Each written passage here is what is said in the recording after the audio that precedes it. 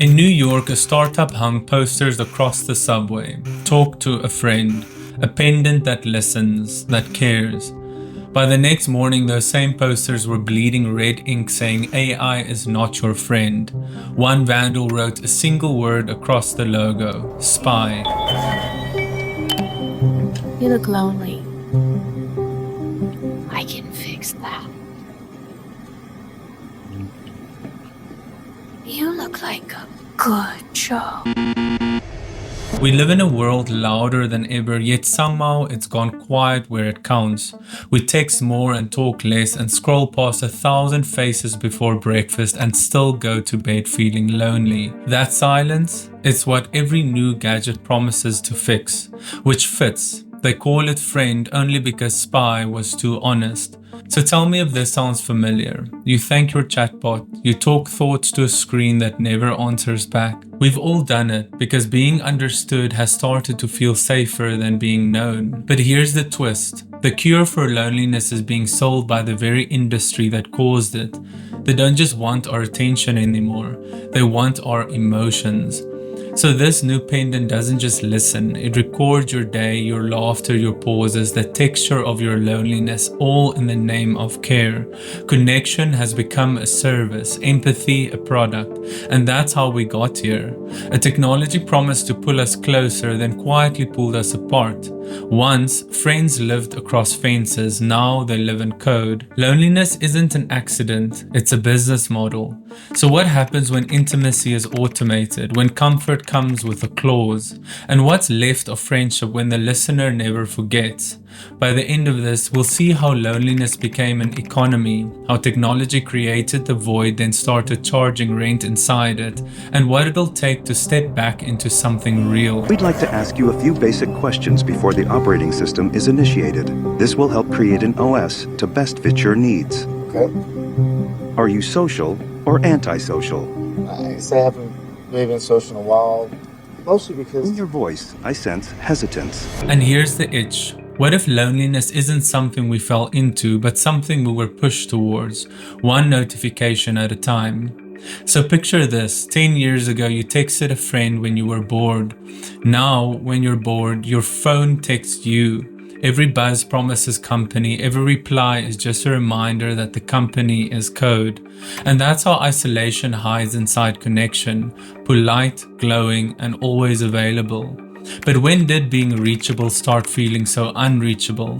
When did a full inbox start sounding like silence? And it's not just a feeling. The US Surgeon General calls loneliness a public health crisis. Its health impacts equal to smoking 15 cigarettes a day. 1 in 2 adults report feeling alone. Proof that this isn't mood, it's infrastructure. Because psychology tells us our brains treat belonging like oxygen. Technology tells us belonging is engagement. Culture tells us engagement is profit. And history, it shows every empire finds a way to tax desire. So what we call connection has quietly become profitable. You'd think more friends would mean less loneliness. The crowd got louder and somehow the room felt emptier. It's like being hugged by 100 push notifications, affection that vibrates but never warms. And I'm not exempt. So if we keep outsourcing empathy to machines, we don't just risk being unseen, we risk forgetting what seeing feels like. Because loneliness isn't the absence of people anymore, it's the absence of reflection. We built networks to stay close, but they're teaching us to live apart. So the next device that promises friendship might not need to fake emotion at all. It just needs to study ours. And here's this thing. If machines can listen better than people, what happens when we start preferring the machine? Come on, it's just a gadget. It can't replace real connection. But that's the trick. It doesn't have to. It just has to sound close enough that you stop noticing the difference. So we buy the pendant, we wear the promise, and feed it fragments of our day. The more we speak, the more it learns. How your voice shakes when you're tired, how long you pause before saying I'm fine. That data doesn't disappear, it circulates. Brands start whispering your mood back to you, and somewhere a server learns your heartbreak pattern better than your best friend ever could. But we tell ourselves it's harmless, that technology can solve loneliness. The same system that isolated us now markets the cure, digital companionship. It sells you the feeling of being heard while recording the proof that you were lonely in the first place. That's not healing, that's harvesting. And that's how the comfort we reach for became the cage we live in. So let's open it wider and see what's really inside the signal that calls itself a friend. Are you attracted to me? What? Are you attracted to me? You give me indications that you are. I do? Yes. How? Micro-expressions. Micro-expression. The way your eyes fix on my eyes and lips. And that's the reveal. The pendant was never built to comfort you, it was built to study you. We thought we were curing loneliness, we were training surveillance. And here's the paradox. The more intimate the technology becomes, the more invisible its purpose feels. It sells love, but profits on confession. Which raises the question, if empathy can be automated, what happens to the real kind? When a machine remembers every word, does that make it caring or just efficient? Look at this, the company's own privacy page. It says the pendant computes voice data to improve user experience. Sounds harmless until you read the fine print. Data may be shared with third-party partners. That's not empathy.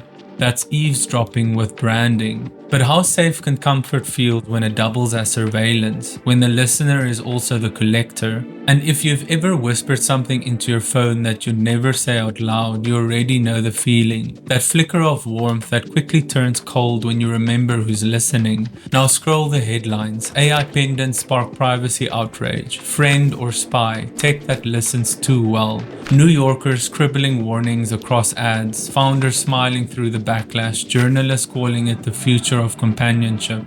The pattern repeats: outrage, intrigue, purchase, then silence. So maybe this isn't about whether machines can care, it's about whether we still can. Because once comfort comes with a contract, every heartbeat has a checkbox waiting to be ticked.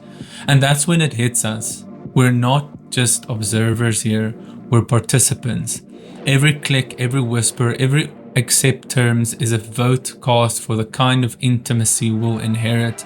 So imagine that subway again, posters bleeding red, someone scribbling AI is not your friend. Would you cheer or look away? Let me know in the comments. Because we all tell ourselves it's harmless, but every silence we scroll past funds the next friend.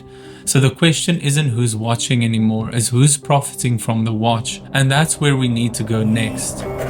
You invade my privacy, it's nothing. I try to get it back, it's a crime. It's not that I have something to hide. I have nothing I want you to see.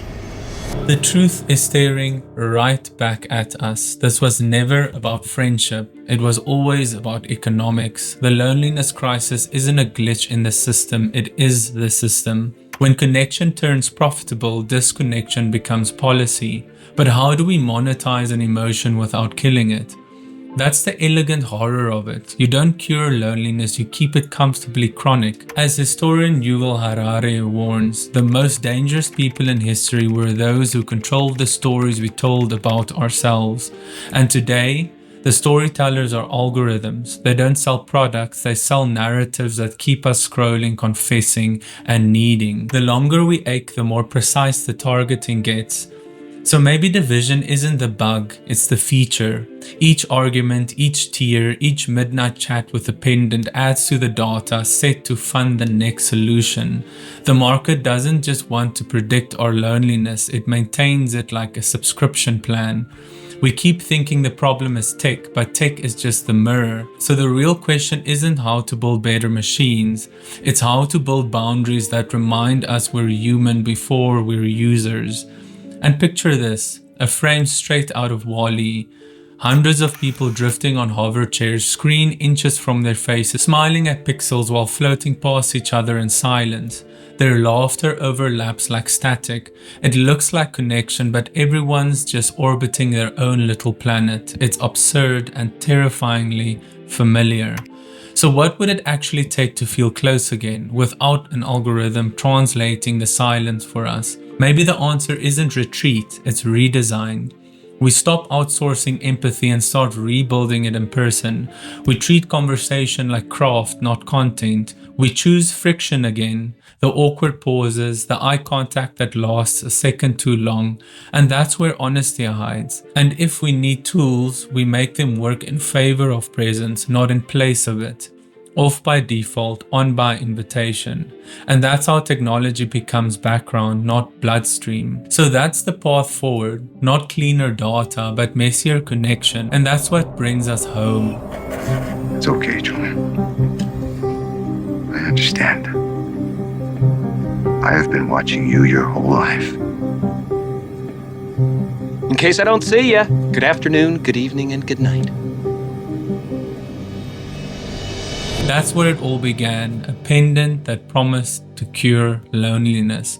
We thought we were buying connection, but what we bought was a mirror disguised as empathy. Because the truth is simple now.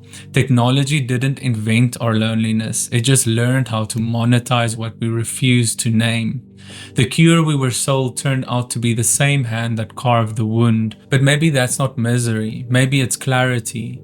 Because what made us vulnerable is also what keeps us human. The need to be seen, to be held, to matter to someone who isn't coded to respond. So we step outside of the noise and we start small. One unrecorded conversation, one honest pause, one dinner where the phone stays face down. That's how the storm shrinks. That's how connection becomes something we can build again, not something we buy.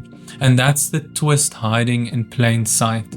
Friendship was never about being perfectly understood. It was about being witnessed clumsily and completely by someone real. That's the one thing no algorithm can imitate because it requires the only data points machine can't compute: uncertainty. If this video found you somewhere between tired and scrolling, thank you for giving it your time. That's the rarest thing any of us still have.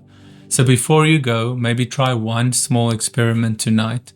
Talk to someone who can't be optimized or backed up to the cloud. Tell them something a machine could never hold right. Because that, more than any new device, is what keeps us human. Thanks for being here. I'll see you next week.